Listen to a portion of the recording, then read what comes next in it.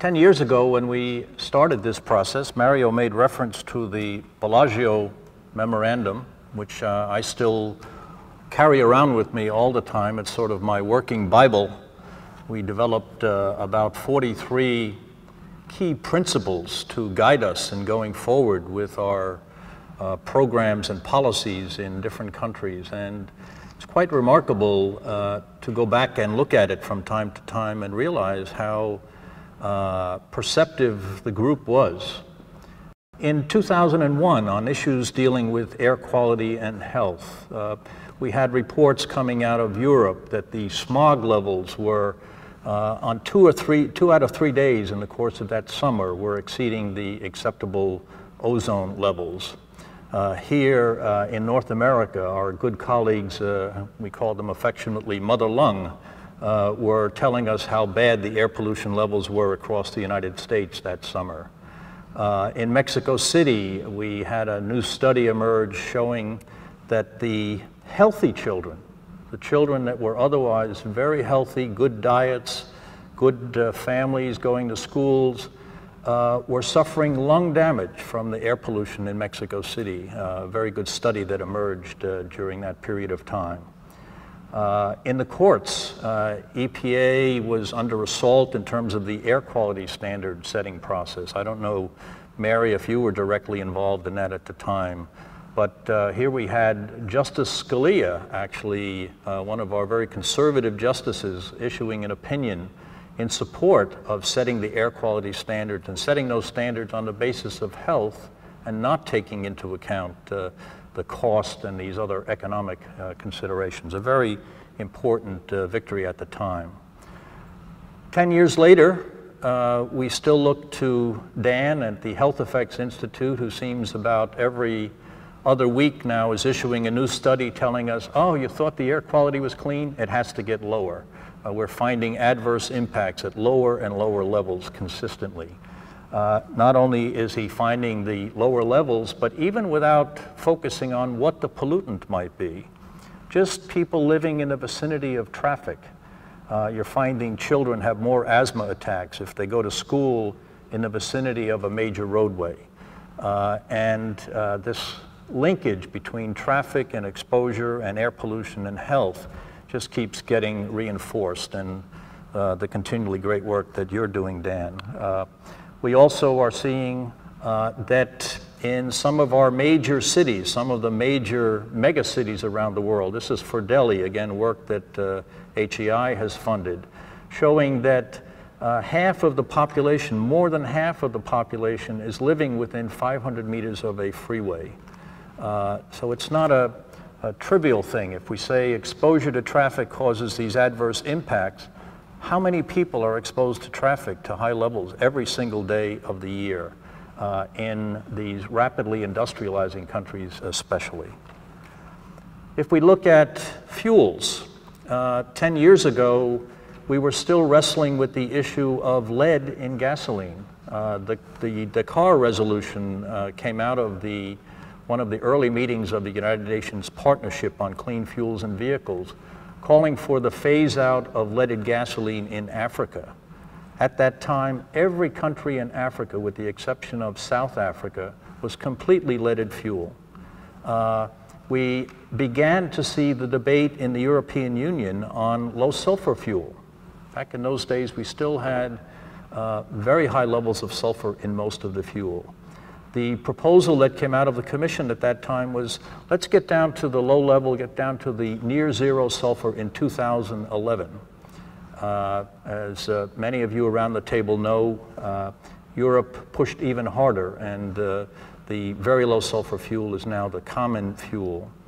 Biofuels were just emerging, certainly beyond Brazil. Brazil had been in the forefront of biofuels for 2 decades by that point in time, but the rest of us were starting to wrestle with boosting biofuel content across our countries.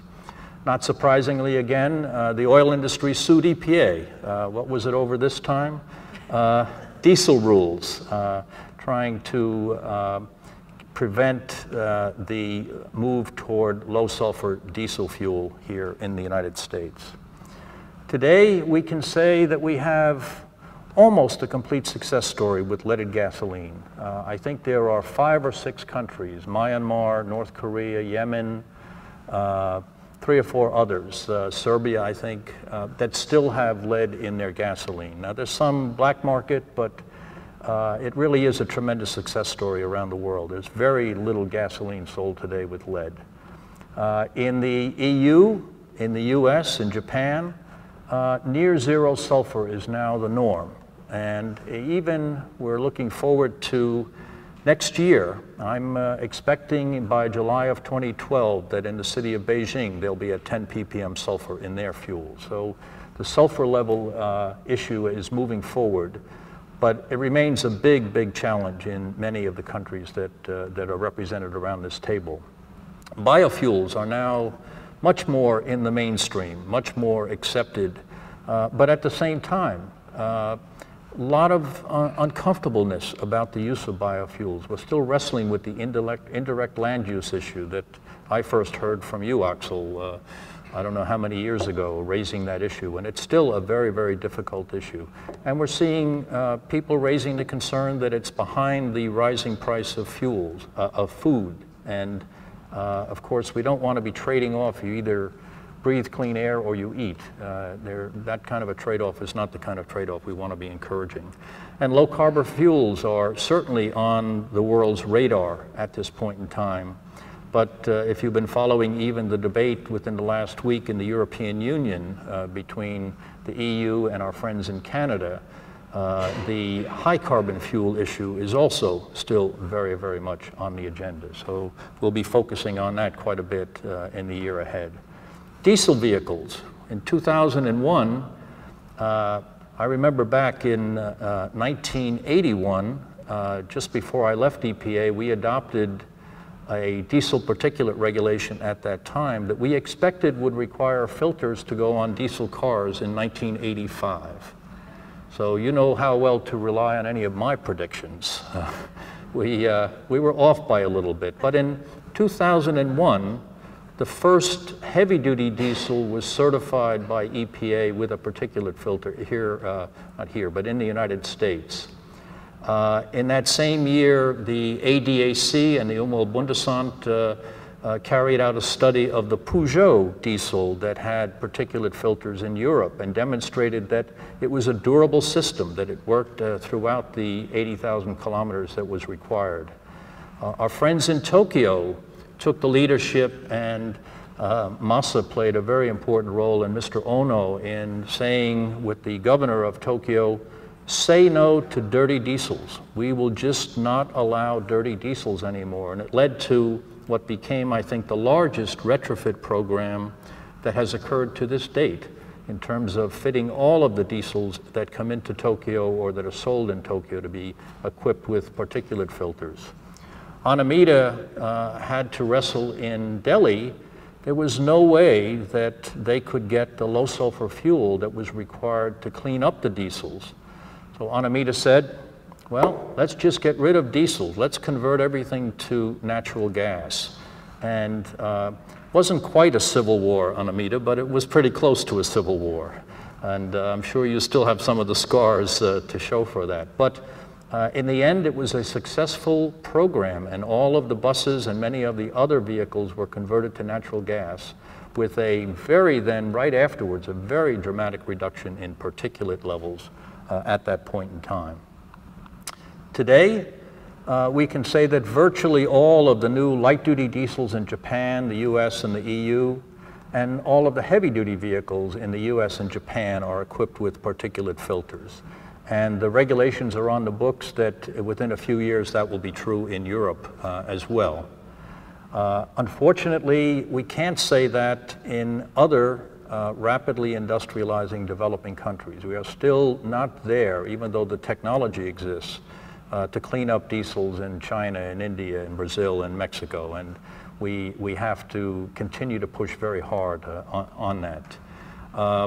The light-duty diesel growth in India, and in Delhi in particular, has unfortunately offset much of the gains that occurred from cleaning up the buses in India. So we see that When you push down on the balloon, you have to push the whole balloon, or else something else pops up, as has been occurring. And diesels have the potential to be one of our tremendous success stories because they are responsible for so much in the adverse health impact.